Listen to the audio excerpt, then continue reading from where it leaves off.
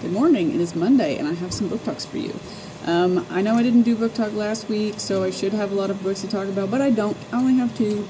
I haven't read a whole lot. I've not been moving very quickly on my books here lately for some reason. This one, E. Lockhart's Genuine Fraud. We have it in the library, but it's checked out right now. I read this while we were going to Y'allfest. And I love E. Lockhart, and I've loved all of her books that I've read. This one took me a little bit of time to get into.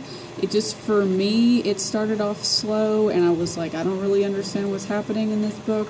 And it took me a while to even notice that the chapters were numbered in descending order. Like, they started at the high number and they went backwards to 1, so I didn't even catch that until 3/4 away the book. I was like, oh, we're going back in time here.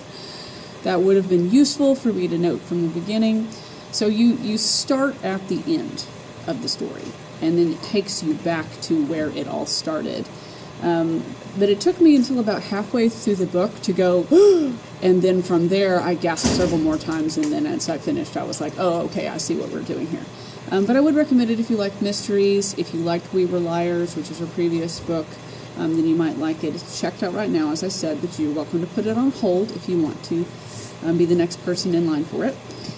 The other book that I read moved much more quickly. I think I read this one in 2 days, by Patrick Ness. This is called Release. And the theme of release does run through the entire book. It is 2 parallel stories.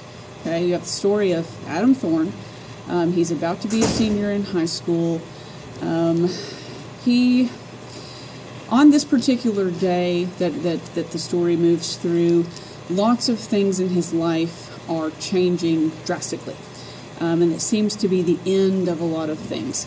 Relationships, situations, various things.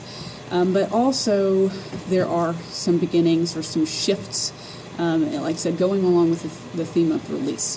And then parallel to that, there's the story of a girl who has been recently murdered. Okay, her ghost is wandering around and doing various different things. I'm not going to tell you everything about it because then you wouldn't have anything left to read. But the stories do go together, and they will connect in ways that I will again not explain to you just yet, so that you will read the book.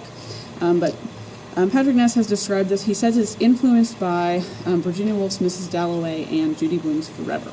So this is like Judy Blume's Forever for gay boys, plus a cool ghost story that goes along with it. It was great. Everything I've read by this author has been great. It's very different from his other more popular works, but I think this one will be popular as well. So if you want to check it out, just come on down and pick it up, and hopefully you'll enjoy it as well. And that's all I've got for you for today. We won't be doing a tip this week because it'll be Thanksgiving, so hopefully I'll be thankful that we will be resting and home, and then we'll see you on Monday. Hopefully I'll read some books and I'll have some to talk about on Monday. So see you later.